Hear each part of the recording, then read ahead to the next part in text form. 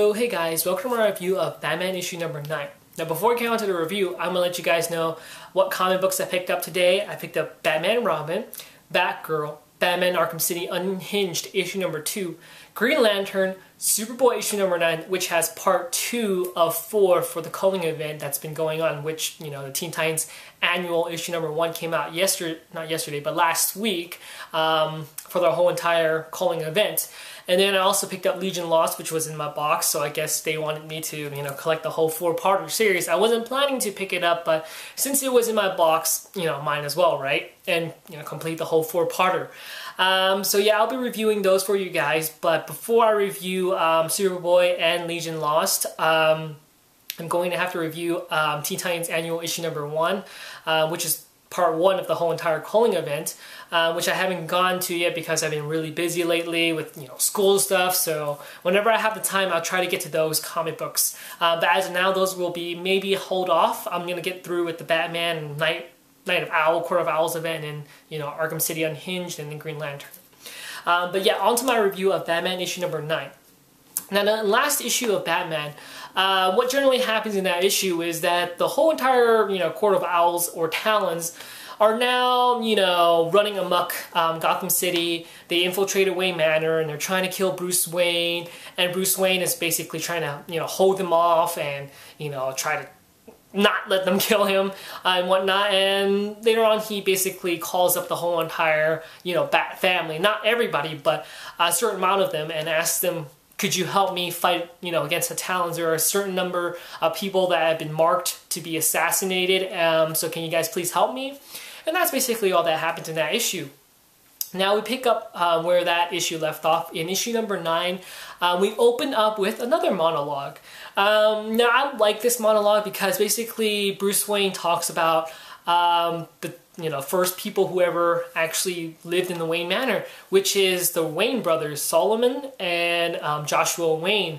When they bought the house, they never lived in the house after 2 years later because the house was infested with bats. Like, they had so many bats in the house, so they really couldn't stay there, and they were afraid to stay there because of the bats. And we all know Wayne Manor is actually on top of a cave, so that's why there's so many bats. So later on they decided, you know, the best way to actually, you know, kill all these bats, maybe we should bring a bird of prey. So they bring all these different birds into the house and let them loose and see which was the best that would kill the bats, you know, kill all the bats or exterminate all of them. And actually one of them does well, which is called a tiger owl. And they said the tiger owl was released into the bat cave, and the tiger owl worked so efficiently it killed all the bats, and the owls just infiltrated the bat cave and killed all of them off. And actually then we open up with Batman fighting all the Talons. Now there's a little symbolism there. What he actually meant there was he's actually fighting off the Talons. The owls have infiltrated the bat cave and they're trying to kill off the bat, which is the Batman. And technically, that's what he was trying to talk about in the beginning of the comic, which was really nice. And basically, he's just fighting off the Talons. Alfred tells him that, you know, the temperature in the cave is still dropping down as low as possible, which was to help, you know, slow down the Talons because their cells, their cells need energy to actually heal and whatnot to keep them alive. So if they stayed in the cold, they would be too stiff to move. So that's what he's trying to do, try to freeze up their cells. And yeah, that's what basically is happening. He's fighting off the Talons, and later on he mentions that, you know, it's okay, Alfred, I can handle them. This is the one time I can actually go rough.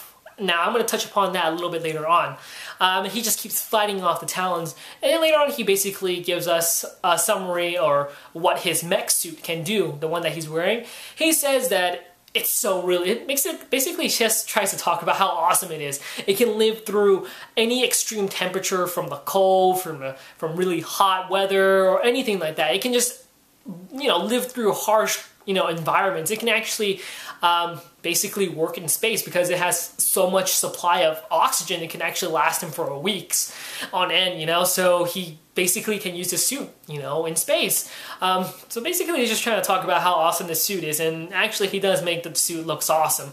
But later on Alfred said, no, you should come back into the armory because sooner or later the Talons will actually, you know, get at you. And Bruce Wayne's like, no, I can't do that because, you know, they're strong enough to actually break through the armory and kill us all. So I'm not going to sacrifice you, Alfred. I will not do that. And later on he does say, yeah, he's right. They are going to infiltrate my armor sooner or later, and you actually see the Talons finally, they just keep doing a bang-up job, just banging up his armor, and his armor's just, you know, I guess you can say it's falling apart, and later on Bruce is lying on the ground, and all the Talons are like saying, yeah, it's time, we got him on the floor, you know, we got him, he's on the floor, lying down, he's weak, it's time for us to strike. And basically Bruce also says, like, you know, it's not like they haven't gone under this, you know, armor already, which I will also touch upon later on. So yeah, and then afterwards, they said you should have a guard. Like all the Talons says, it sucks for you. You know, you have no more barriers to protect you. You have no more armor to protect you. There's nothing in the world that can protect you anymore. You should have gotten a guard dog. And Bruce Wayne says, well, technically, yeah, I do. And then you see the Tyrannosaurus Rex step on a bunch of the Talons, and which is pretty cool and awesome. And then later on, that was the last, you know, line of defense for Bruce Wayne or Batman. And then later on, we see the Talon finally, you know, take up his sword and jab away at the helmet. And before Bruce Wayne sees the last of his moments, he remembers something from the story he actually talked about in the first beginning of this issue. He talks about after the Owls has, you know, that they thought that the Owls had killed off all the bats. Technically, that wasn't the case. Once the bats realized the Owls were actually killing all of them off, the bats fled deeper into the cave where the Owls would not want to venture. So once, you know, the bats were hidden deep and the Owls were unguarded, and, you know, the bats caught them off guard and came back out of the cave and attacked them and returned with a vengeance. And which was awesome because once he talks about that, we see a bunch of bats flying around the Batcave, attacking all the Talons, and Bruce Wayne slowly but emerges from the armor and puts on the cowl, which is pretty awesome and pretty neat. And later on, Alfred says, you know, sir, you should come back in the army, or one of the Talon members has escaped and trying to flee the Batcave. And he's like, don't worry, I got this. And basically what happens is he rams him with his Batmobile. Pretty cool there. But yeah, afterwards he basically tells that there's a night, not a night of owls, but like basically an owl symbol in the sky, just like a bat symbol. And he's trying to go save the rest of the people on the, you know, assassin list.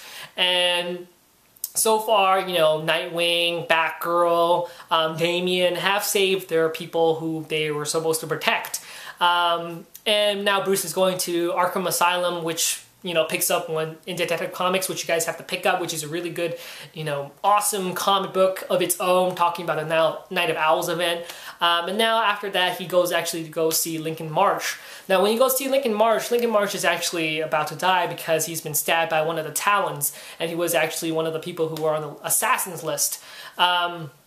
So once before he dies, he gives a message to Batman telling him that he's narrowed down to 3 people who might be part of the Court of Owls. And Bruce Wayne mentions that they've been into my house. Now it's time for me to burn theirs. And that's how the issue ends. And basically we have a little story about Alfred's father who worked for you know, the Bruce Wayne family, and we just get a little bit of story about him and how he's worked for them, and maybe he's the cause of this whole entire Court of Owls event, maybe. But yeah, I'm not going to touch a lot about that. This issue was really good. I loved how it opened up, and I love the symbolism in this issue. Now, I want to touch upon when Bruce Wayne talked about, now it's time for me to actually get rough.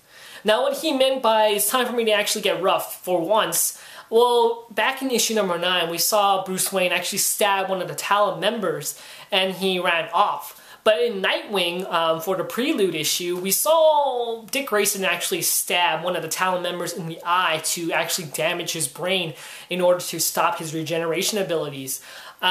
And this technically can coincide with zombies. You know, how do you stop a zombie from, you know, attacking you?